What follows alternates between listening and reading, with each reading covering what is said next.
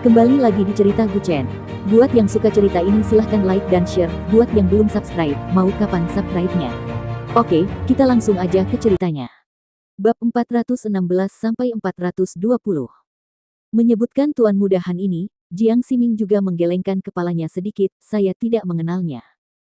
Tapi saya telah mendengar sedikit tentang keluarga Han. Tampaknya mereka terkenal di kota Yunya. Keluarga itu adalah perusahaan pertambangan. Perusahaan pertambangan. Guchen tidak bisa menahan senyum pahit. Saat ini, jika Anda mengatakan Anda memiliki bisnis tambang, Anda masih bisa berjalan menyamping di area setempat. Alasan mengapa Jiang Ximing tidak tahu banyak tentang keluarga Han sebenarnya adalah hal yang wajar. Kota Jiangsu adalah pusat kota di sekitarnya dan juga dikenal sebagai pusat ekonomi selatan. Kota Yunyang bahkan tidak memiliki kereta bawah tanah. Kota ini dianggap sebagai kota tingkat ketiga dan populasinya hanya sekitar setengah dari kota Jiangsu.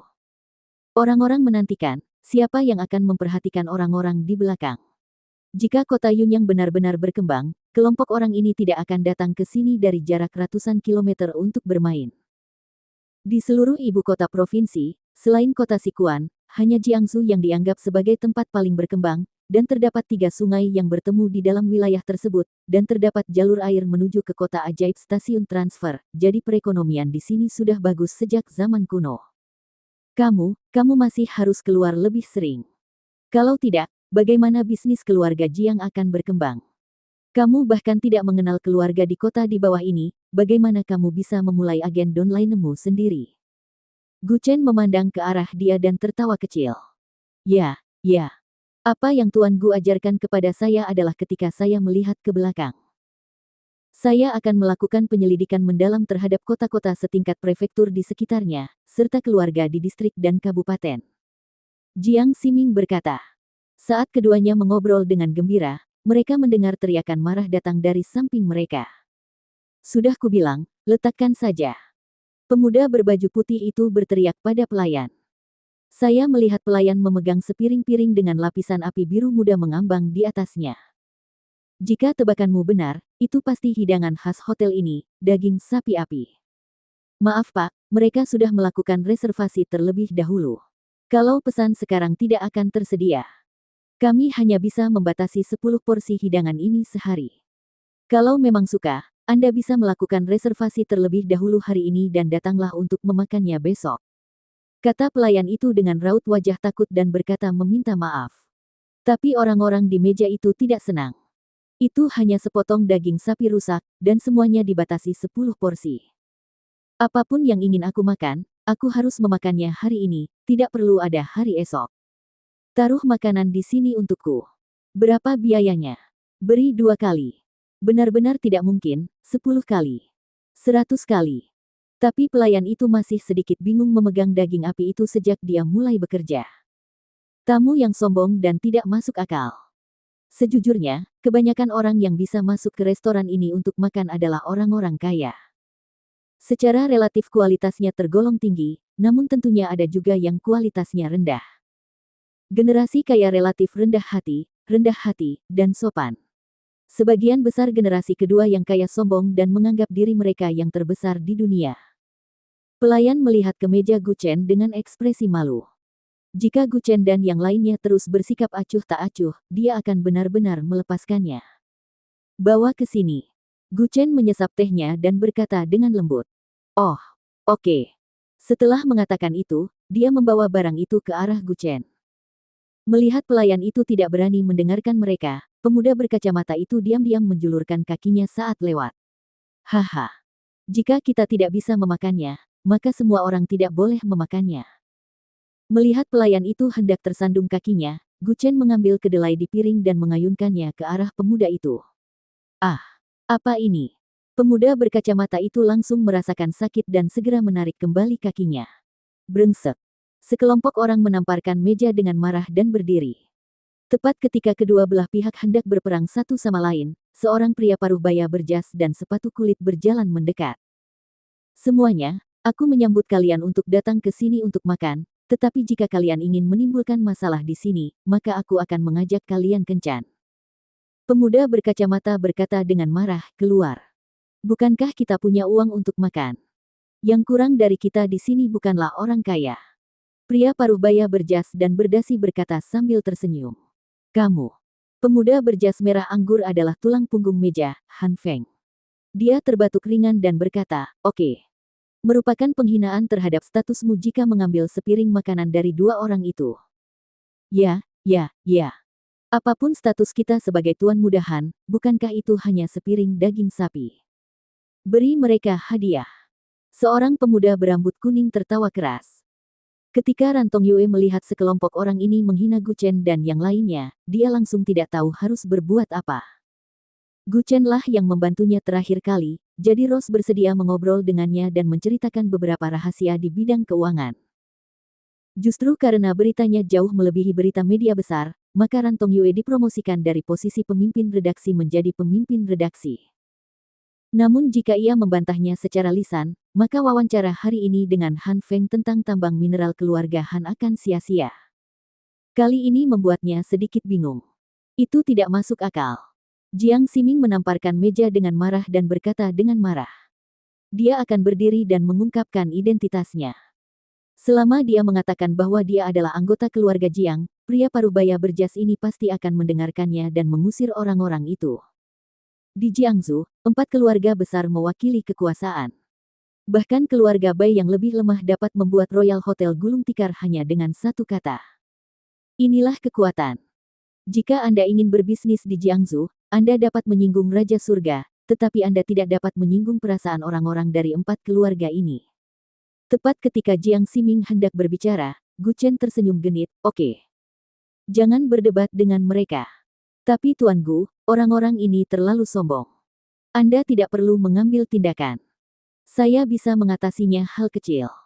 Jiang Ximing berkata dengan marah. Jika dia sendirian hari ini, itu akan baik-baik saja, tetapi Gu Chen masih di sini. Jika dia begitu lemah dan tidak aktif, bukankah itu akan membuatnya merasa bahwa keluarga Jiang adalah kesemek lembut yang dapat dicubit siapapun? Tidak. Jika anjing itu menggigitmu, apakah kamu harus membalasnya? Gu Chen merentangkan tangannya dan terkekeh. Mendengar ini, tawa orang-orang di meja seberang tiba-tiba berhenti. Ini tidak terlalu berbahaya, tapi sangat menghina. Bahkan pelayan dan manajer lobi mengerucutkan bibir dan mencibir. Orang baik, dia tidak berbicara dengan baik, tetapi kata-katanya tajam dan dia tidak berada di atas angin sama sekali. Melihat kedua belah pihak dipenuhi sedikit mesiu, jika tidak menunggu sampai saat ini dapat mempengaruhi tamu lain yang ingin datang untuk makan malam. Oke. Untuk menyampaikan permintaan maafku, harga makanan hari ini akan mendapat diskon 20%. Selain itu, aku akan memberimu sepotong daging wagyu tambahan. Selamat menikmati makananmu. Pemuda berjas putih itu mencibir, hei, siapa yang peduli dengan diskon 20% Anda? Apakah kami membutuhkan uang sekecil itu? Yang benar saja. Haha, apakah Anda membutuhkannya atau tidak, itu urusan Anda. Saya tidak dapat membantu kamu. Diskon adalah urusanku. Pria paruh baya berjas berkata sambil tersenyum. Kamu.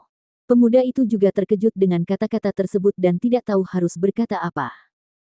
Meskipun manajer lobi memiliki senyuman di wajahnya, dia sudah mengungkapkan rasa jijik di dalam hatinya. Apa yang sangat kamu banggakan? Saya telah melihat pelanggan bernilai puluhan miliar, menurut Anda siapa Anda?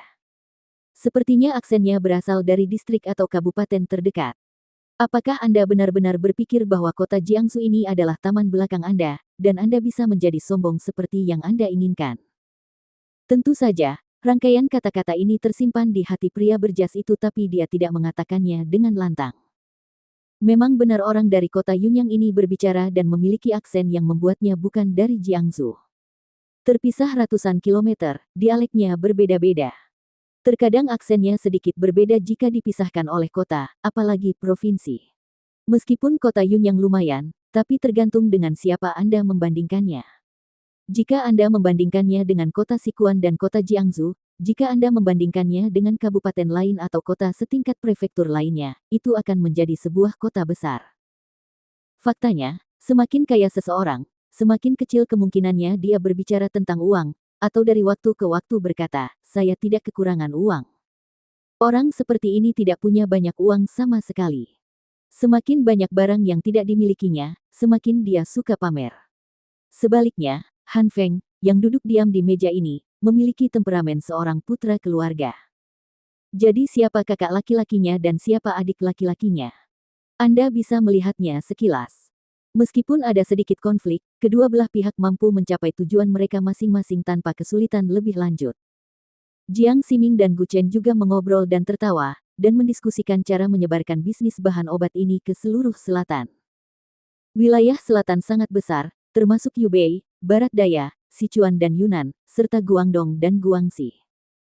Bagaimana kita bisa memberitahu mereka semua bahwa agen umum selatan berada di Jiangsu dalam waktu 1 bulan di wilayah yang begitu luas? Jelas tidak mungkin semua keluarga dari begitu banyak tempat datang ke Jiangsu untuk membeli obat, jadi agennya harus diberikan lapis demi lapis. Ini terasa seperti sistem pemberian yang diterapkan di zaman kuno. Tingkat pertama mengelola tingkat pertama. Sekarang keluarga Jiang, dan keluarga Sangguan semuanya adalah agen tingkat pertama. Mereka harus menemukan cara untuk menemukan agen tingkat kedua di kota tingkat prefektur lainnya. Cakupannya jauh lebih luas, dan agen tingkat kedua adalah hal yang ingin dilakukan oleh banyak keluarga kaya. Tuan Muda Gu, apakah kita bermain terlalu besar kali ini? Banyak keluarga kaya tidak bisa mendapatkan agen tingkat ini, tapi jika kecil keluarga seperti kami mendapatkan agen tingkat pertama, tidak dapat dihindari bahwa banyak keluarga yang akan iri. Yang disebut pohon besar menarik angin. Jiang Ximing juga berkata dengan suara rendah. Dua keluarga Jiang atau keluarga Sangguan, keluarga-keluarga ini hanya sedikit terkenal di daerah setempat, dan mereka tidak bisa dibandingkan dengan keluarga kaya. Banyak keluarga kaya yang statusnya jauh lebih tinggi dari mereka, namun pada akhirnya, mereka hanya bisa direduksi menjadi bawahan keluarga Jiang, dan keluarga Sangguan, mematuhi perintah mereka. Ini adalah ketidaksesuaian antara kekuatan dan kemampuan. Di sisi lain, hal itu secara langsung telah meningkatkan status 3 keluarga di dunia. Tidak ada keluarga yang berani meremehkan mereka di masa depan. Bahkan jika keluarga Tian ada di depan mereka, mereka tidak perlu takut. Tapi kuncinya, berapa banyak nama yang bisa didapat agen level ini?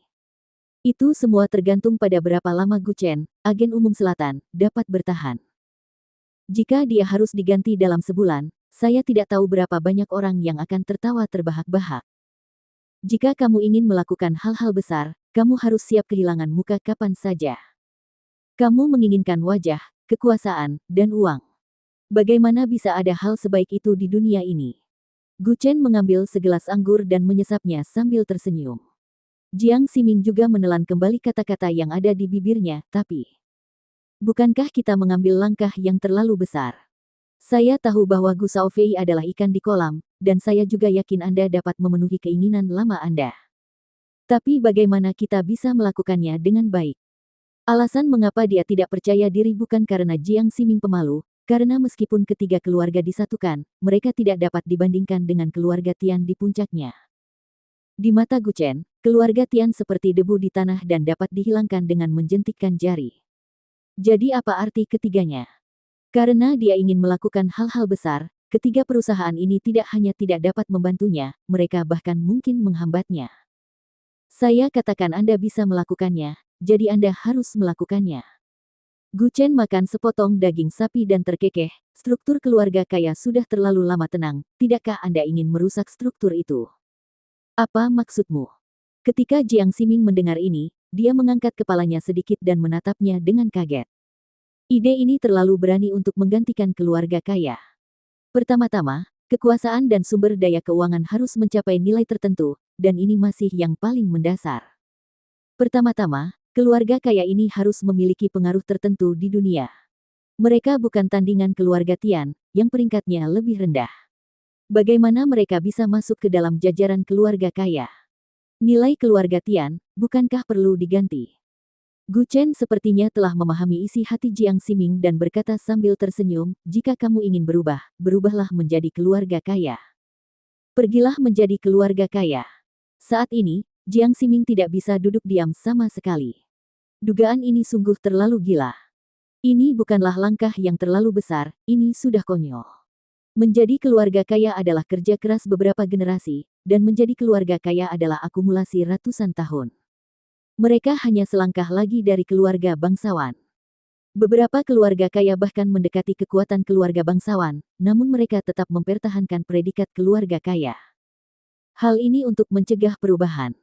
Sebuah gelar yang mungkin menyebabkan kematian banyak orang. Jika sebuah keluarga setingkat keluarga Jiang bergegas menjadi keluarga kaya, itu seperti memberitahu seorang bayi bahwa dia akan mengikuti ujian masuk pasca sarjana besok. Aku hanya bercanda, lihat betapa gugupnya kamu. Gu Chen menyerahkan 2 lembar kertas dan terkekeh. Dia tahu bahwa kata-kata Gu Chen bukanlah lelucon, tetapi tidak ada yang keluar dari mulut orang ini yang merupakan lelucon. Karena Gu Chen mengatakan dia ingin menggantikan keluarga kaya, dia pasti sangat mempertimbangkannya. Ini berarti mengembangkan kekuatannya sendiri. Jika dia memiliki 3 keluarga kaya di belakangnya, maka jika dia ingin melakukan sesuatu di masa depan, bukankah dia harus memegangnya saja? Dan bagi Gu Chen, dia sama sekali tidak khawatir bahwa keluarga Jiang tidak akan mendengarkannya setelah mereka menjadi keluarga kaya. Jika dia benar-benar memiliki kemampuan untuk mendukungnya, dia bisa menamparnya kembali ke keadaan semula. Kesenjangan antara langit dan bumi mungkin akan semakin tak tertahankan. Saya bodoh, saya tidak tahu harus berkata apa. Jiang Ximing menuangkan secangkir teh untuk dirinya sendiri dan berkata sambil terkekeh, mulai sekarang, selama Tuan Gu mengucapkan sepatah kata pun, keluarga Jiang saya akan menderita pukulan berdarah tanpa ragu-ragu. Posisi agen tingkat pertama ini, keluarga Jiang tidak akan pernah mengecewakan Tuan Gu. Gu Chen tidak banyak bicara, hanya tersenyum tipis, apakah aku kecewa atau tidak, bukan tergantung pada kata-katamu, tapi pada kekuatanmu. Aku percaya pada kemampuanmu. Mari kita lihat apa yang terjadi dalam 1 bulan. Bulan ini, saya pasti akan membiarkan Anda melihat kekuatan sebenarnya dari keluarga Jiang kami. Jiang Ximing juga berkata dengan percaya diri. Ini bagus. Sekarang beberapa keluarga besar bersaing dan ingin mencapai hasil, bukankah jauh lebih baik dari sebelumnya ketika mereka hanya tahu cara bertarung di Jiangsu? Di masa lalu, keluarga Jiang, keluarga Sangguan, dan keluarga Bai semuanya berperang berdarah demi keuntungan sekecil apapun di Jiangsu, bahkan demi sebidang tanah. Beberapa keluarga besar bertempur secara terbuka dan diam-diam bergabung dengan keluarga lain, perusahaan lain akan bergabung dengan yang ini besok. Struktur mereka sebelumnya hanya di Jiangsu, dan mereka tidak memperluas wilayah mereka. Mungkin mereka tidak pernah berpikir untuk meninggalkan Jiangsu dan melihat dunia di luar Jiangsu.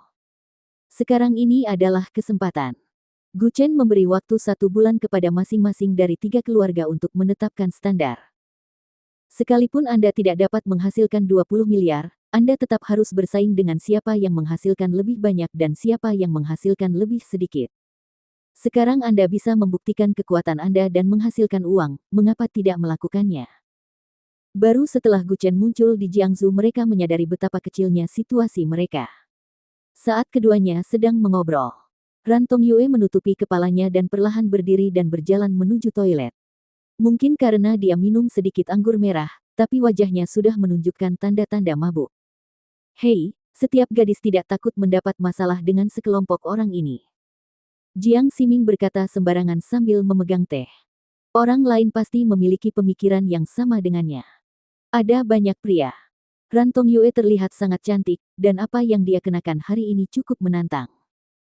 Sekarang sudah larut malam, dia sudah minum, dan jika dia memikirkannya dengan jari kaki, dia akan berpikir ke arah tertentu.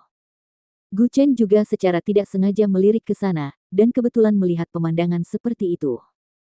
Pemuda berjaket putih menutupi cangkir yang digunakan Ran Tongyue dengan 1 tangan selama 2 detik, lalu melihat sedikit percikan anggur merah di dalam cangkir.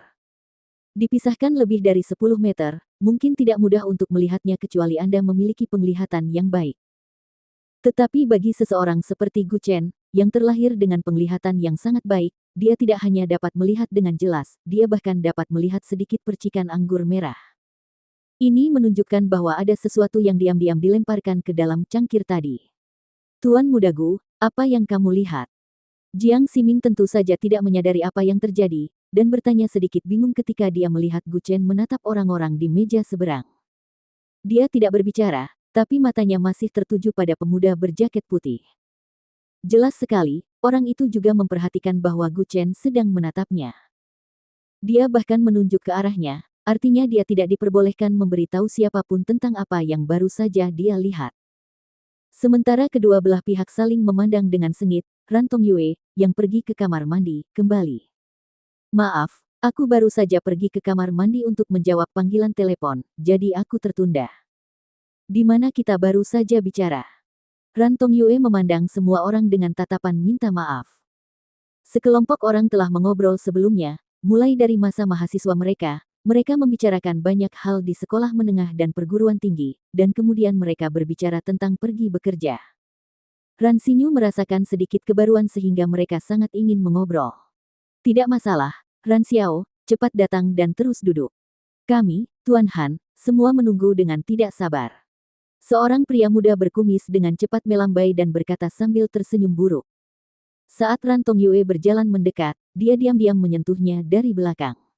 Ran Tongyue hanya bisa menggelengkan kepalanya dan berkata bahwa itu bukan apa-apa, dan dia tidak mampu menyinggung siapapun di meja ini. Dia berasal dari kota Yunyang, dan keluarganya hanyalah seorang pegawai, dan ayahnya hanya bekerja di sebuah lembaga pemerintah. Itu saja, ini sedikit lebih kuat dari keluarga biasa. Meskipun Han Feng memiliki status tertinggi di meja, bukan berarti yang lain kurang kuat. Setidaknya di kota Yunyang, bagi Ran Tongyue, dia tidak bisa menyinggung mereka. Nona Ran, ada apa denganmu? Pria berkumis itu memandangnya dan berkata, sambil berbicara, tangannya masih membuat isyarat menamparkan pantatnya tadi. Apalagi Ran Tongyue, dia tidak berani mengatakan apa-apa, jadi bagaimana jika dia berkata begitu? Mungkinkah Han Feng berselisih dengannya karena seorang wanita? Ran Tongyue tidak punya pilihan selain menundukkan kepalanya dan berbisik. Dia duduk di kursinya, dan pemuda berjas putih di sebelahnya dengan cepat menuangkan anggur merah ke dalam gelasnya. Nona Ran, aku bersulang untukmu dengan segelas anggur ini, aku meminumnya, terserah kamu. Ketika beberapa dari mereka bergantian bersulang, Ran Tongyue sudah sedikit pusing. Maaf, aku benar-benar tidak bisa minum lagi, aku sudah mabuk. Dia memandang semua orang. Dia tersenyum pahit. Tapi ketika semua orang mendengar kata-katanya, senyuman di wajah mereka langsung berubah menjadi dingin. Pemuda berjaket putih hanya menyilangkan kaki dan mencibir, oh, editor Ran tidak memandangku. Kupikir kita berteman sebelumnya, tapi aku tidak menyangka Anda tidak akan memberiku wajah apapun. Ya, sepertinya itu semua palsu. Tidak, tidak. Aku selalu menganggapmu sebagai teman, tapi aku benar-benar tidak pandai minum. Jika aku minum lagi, aku tidak akan bisa berjalan lurus. Dia dengan cepat melambaikan tangannya dan menjelaskan. Pemuda berbaju putih mengatakan ini secara khusus untuk membuat Ran Tongyue merasa bersalah. Han Feng, yang duduk di sebelah kirinya, juga meletakkan gelas wine-nya, dan yang lain juga meletakkan gelas wine mereka tanpa mengucapkan sepatah kata pun. Suasana yang tadinya menyenangkan dan harmonis tiba-tiba berubah menjadi jalan buntu. Karena kamu tidak memberikan muka kepada temanku, maka kamu tidak memberikan muka kepadaku. Han Feng memegang tangannya dan tersenyum, kalau begitu, silakan kembali dan istirahat lebih awal, Nona Ran. Saya akan membicarakannya wawancara ketika saya merasa lebih baik. Begitu kata-kata ini keluar, Ran Tongyue tercengang. Begitu dia pergi, bukan berarti dia akan kehilangan kesempatan untuk bekerja sama dengan keluarga Han secara permanen, dan kesempatannya untuk melakukan wawancara eksklusif dengan Han Feng juga akan hilang. Jika demikian, bukankah semuanya akan sia-sia? Aku minum. Apa tidak masalah kalau aku minum? Tuan Han, aku benar-benar tidak bermaksud seperti itu. Ran Tongyue menjelaskan dengan suara lemah. Tapi Han Feng masih memegang tangannya dan terkekeh, awalnya hanya satu minuman, tapi sekarang untuk meminta maaf. Apakah menurutmu satu minuman pantas? 3 minuman. Kamu harus menghukum dirimu sendiri dengan 3 minuman. Minumlah segelas ini anggur dulu, lalu aku akan menghukum dirimu sendiri dengan 2 minuman. Kelompok itu mulai berteriak. Belum lagi menghukum dirinya sendiri dengan 3 minuman, Ran Tongyue mungkin akan kehilangan kesadaran jika dia minum hanya 1 minuman. Meski tidak ada obat di dalam cangkir ini, 3 gelas anggur merah saja sudah cukup untuk membuat seorang gadis mabuk sendirian. Tidak bisakah? Minum satu saja. Ran Tongyue berkata dengan ekspresi malu. Saya telah setuju untuk minum segelas anggur ini sebelumnya, tetapi karena penolakan saya sekarang harus minum 3 gelas anggur. Haha, Nona Ran, jika kamu menolak lagi, itu tidak akan bisa diselesaikan dengan 3 gelas anggur nanti. Pemuda berjaket putih itu berkata sambil tersenyum jahat. Bahkan tangannya dengan santai diletakkan di paha Ran Xinyu. Karena dia mengenakan stoking berwarna daging dan sepatu bot salju panjang hari ini, dia memang terlihat sangat seksi. Dia segera mengambil tangan pemuda itu di kakinya.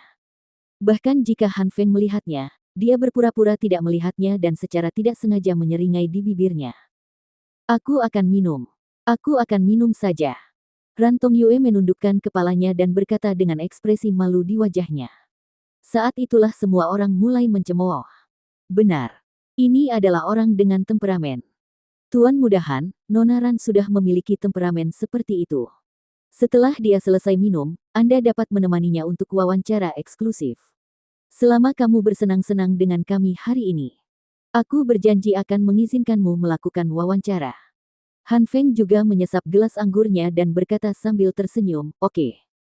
Selama Nona Ran memberi aku wajah saudara-saudara ini, nanti kita akan menemukan tempat untuk sendirian. Di tempat terpencil, aku akan memberitahumu tentang keluarga Han saya. Kamu adalah pemimpin redaksi sekarang. Hahaha. Nona Han, kamu sangat murah hati sekarang. Saatnya bersantai. Ran Tongyue juga tersenyum canggung, lalu mengambil gelas anggurnya. Meskipun dia sangat enggan untuk minum lagi, dia sudah muntah ketika dia pergi ke toilet tadi. Untuk waktu yang lama. Tapi untuk hidup, untuk pekerjaan, untuk masa depan seseorang, seseorang harus berjuang keras. Benar saja, tidak ada yang mudah dalam jalan menuju kedewasaan. Ketika semua orang melihatnya memegang gelas anggur, mereka tidak bisa menahan diri untuk tidak saling memandang, dengan seringai di bibir mereka. Selama dia meminumnya, semua orang akan bersenang-senang malam ini. Usai bermain, ambil beberapa foto. Jika dia berani angkat bicara, mengingat kekuasaan dan status keluarga Han di kota Yunyang, kecuali Ran Tongyue tidak ingin lagi tinggal di kampung halamannya. Justru karena itulah sekelompok dari mereka datang ke Jiangsu untuk bersenang-senang. Lagi pula, ada banyak kenalan di kota Yunyang. Akan sangat buruk jika mereka tertangkap basah. Minum, minum. Desak seseorang di sebelahnya dengan suara rendah. Melihat Ran Tongyue hendak mendekatkan cangkir itu ke mulutnya, detik berikutnya cangkir itu direnggut oleh tangan yang tiba-tiba terulur dari belakang. Hah? Siapa itu? Semua orang melihat ke arah yang sama. Bahkan Ran Tongyue menoleh ke belakang dan melihat Gu Chen berdiri di belakangnya. Gu, Tuan Gu, kenapa kamu ada di sini? Ran Tongyue menatapnya dengan kaget dan berkata. Pemuda berjaket putih yang duduk di sebelahnya berkata dengan marah, brengsek. Ini kamu lagi. Apa yang ingin kamu lakukan? Tidak ada habisnya, kan? Kami tidak memprovokasi kamu, tetapi kamu datang untuk memprovokasi kami. Mengapa aku memprovokasi kamu? Gu Chen mencubit pemuda berbaju putih itu dengan satu tangan dan menuangkan semua anggur ke dalam mulutnya, sampah. Kamu tahu mengapa para gadis menjadi semakin waspada dan sulit dikejar? Itu karena orang-orang seperti Anda yang melanggar aturan. Pemuda berbaju putih itu berjuang dan ingin memuntahkan anggur, tetapi Gu Chen mencubit rahangnya dan menuangkan semua anggur ke dalamnya. Selama untuk meludahkannya, inilah saat yang melegakan untuk pemuda itu. Dia segera berjongkok di lantai dan muntah, wajahnya memerah, dan tanpa sadar dia mulai melepas pakaiannya. Panas. Panas sekali. Bukankah ruang tamu ini memiliki AC? Kenapa panas sekali? Ketika Ran Tongyue melihat tingkah pemuda berbaju putih itu, dia langsung menutup mulutnya. Dia tahu persis apa reaksinya. Ada obat di dalam anggur. Ran Tongyue tidak bisa menahan diri untuk tidak berseru. Bang! Saat ini, Han Feng menamparkan meja dengan keras dan menggosoknya, berdiri dan berteriak dengan marah, saudaraku, apa yang kamu lakukan terlalu berlebihan, kan? Haha, apakah kamu yang bertindak terlalu jauh atau aku? Gu Chen tersenyum menghina dengan nada tenang. Senyumannya mengandung segala macam penghinaan dan penghinaan, yang bisa dirasakan oleh orang normal sekaligus. Apakah kamu tahu siapa aku? Han Feng membanting meja dengan marah dan berkata dengan suara yang dalam, keluarga Han kami dan keluarga Jiang di Jiangsu adalah keluarga bersaudara. Anda tidak harus mengenali keluarga Han kami. Apakah kamu bahkan tidak takut dengan keluarga Jiang? Jika Anda menyinggung perasaan saya, percaya atau tidak, saya tidak akan dapat menahan Anda di sini lebih lama lagi. X. Nada yang keras sekali. Jika Anda tidak menelepon orang-orang dari Jiangsu hari ini, saya akan meremehkan Anda. Gu Chen tersenyum dingin. Ran Tongyue terjebak di tengah dan tidak tahu harus berbuat apa. Dia memandang Han Feng dan berkata dengan ekspresi memohon di wajahnya, "Tuan Muda Han. Beri aku wajah. Berhenti berdebat. Bisakah kamu minum 3 gelas lagi sendirian? Apakah kamu punya wajah? Siapa kamu? Kenapa aku harus memberimu wajah?" Han Feng menoleh dan menatapnya dan berkata dengan marah. Lalu dia menendang bangku itu, dengan sengaja membuat suara keras. "Tuan, bangku ini terbuat dari kayu pir." Manajer lobi memandangnya dan berkata dengan lembut. "Kompensasi." Han Feng berjalan ke samping dengan ponselnya dan memutar nomor. Orang lain menunjuk ke arah Gu Chen dari waktu ke waktu. "Beraninya kamu. Diam di sana dan jangan pergi. Kamu benar-benar mengira Tuan Muda Han kami mudah ditindas. Anda berada dalam masalah hari ini." Jiang Ximing juga menggerakkan pergelangan tangannya dan berkata dengan marah, "Saya telah lama menoleransi kalian. Bagaimana sekelompok orang kecil dari luar kota menemukan keberanian untuk menjadi begitu sombong? Oke, tunggu. Saya ingin melihat siapa dari keluarga Jiang yang mereka telepon." Gu Chen merentangkan tangannya dan terkekeh. Setelah mengatakan itu, mereka berdua duduk di meja masing-masing. Dalam hal ini, Ran Tongyue hanya bisa duduk bersama Gu Chen dan yang lainnya. Sepertinya wawancara hari ini benar-benar hancur. "Nona Ran, maafkan aku. Anda mungkin tidak bisa mewawancarainya hari ini, jadi bagaimana kalau Anda mewawancarainya?" Gu Chen memandang Jiang Ximing dan terkekeh, "Keluarga Jiang memiliki kebun teh yang luas. Anda dapat melakukan wawancara eksklusif dengannya. Selain itu, kekuatan keluarga Jiang tidak lebih lemah dari keluarga Han. Bukan ide buruk untuk mewawancarainya, kan? Tuan Gu, apa yang Anda katakan adalah bahwa Anda lebih baik jika diwawancara, kan?" Jiang Ximing juga berkata sambil tersenyum masam. "Kamu tahu, sekarang seluruh Jiangsu pada dasarnya mematuhi perintah Gu Chen. Bahkan Qiu Yue, yang dulu mengendalikan mereka, sekarang condong ke arahnya. Tidak mungkin, burung mematahkan pohon dan hinggap, siapapun yang lebih kuat hanya bisa bergantung pada siapapun. Jika Anda mewawancarai Gu Chen pasti akan lebih menarik. Di usianya yang begitu muda, dia sekarang menguasai seluruh Jiangsu, dan kekuatan di belakangnya bahkan sangat mencengangkan. Jika hal ini dilaporkan, itu akan menimbulkan sensasi." Jiang Ximing hanya mengatakannya secara tidak sengaja, tetapi setelah mempertimbangkan kata-kata itu dengan cermat di dalam hatinya, dia menyadari ada sesuatu yang salah. "Maaf, Tuan Gu, saya terlalu banyak bicara." Jiang Ximing segera menatapnya dan terkekeh. Jika identitasnya terungkap, hal itu dapat menimbulkan masalah besar, dan mungkin banyak orang akan mulai mengincarnya. Tidak masalah. Gu Chen bukanlah orang yang bodoh. Dia juga tahu bahwa Jiang Ximing mungkin mengatakan apa yang dia katakan dengan santai. Dia melambaikan tangannya dan berkata, "Tolong bantu Nona Ran nanti. Tuan Gu, mari kita bicarakan hal ini nanti. Mengapa kita tidak pergi sekarang? Keluarga Tuan Muda Han cukup kuat. Konon mereka memiliki 2 tambang dan cukup kuat. Nona Ran, itu bukan masalah. Beberapa orang memang harus dipukuli jika mereka tidak tahu apa-apa." Jiang Ximing berkata sambil mencibir, "Jika tidak, orang-orang ini benar-benar menganggap Jiangsu sebagai kota Yunya." Masih berpikir untuk mengatakan sesuatu, tapi pada akhirnya dia menelannya. Karena dia mengenal Guan Ying, dia secara alami memahami betapa kuatnya keluarga Jiang. Gu Chen mampu membuat para kepala konsorsium asing terkenal mematuhi belas kasihannya, yang semakin membuktikan bahwa kekuatannya tak terbayangkan. Dia tidak takut Gu Chen dan Jiang Ximing tidak akan mampu menangani masalah ini, tetapi dia takut masalah ini akan menjadi semakin besar dan tidak akan berakhir dengan baik. Bagaimanapun, keluarga Ran Tongyue berasal dari kota Yunya. Jika Han Feng dan rombongannya pulang dengan kecewa, bukankah dia menanggung beban ini sendiri? Setelah beberapa saat, Han Feng melempar bangku ke samping dan kehilangan kesabaran lagi, dan membuat orang-orang menatap Gu Chen dan Jiang Ximing untuk mencegah mereka pergi. Mereka berdua tidak berniat pergi sama sekali, dan manajer lobi tidak menghentikan perilaku Han Feng. Dia bisa melakukan apapun yang dia inginkan, dan membiarkannya menghancurkan apapun yang dia suka.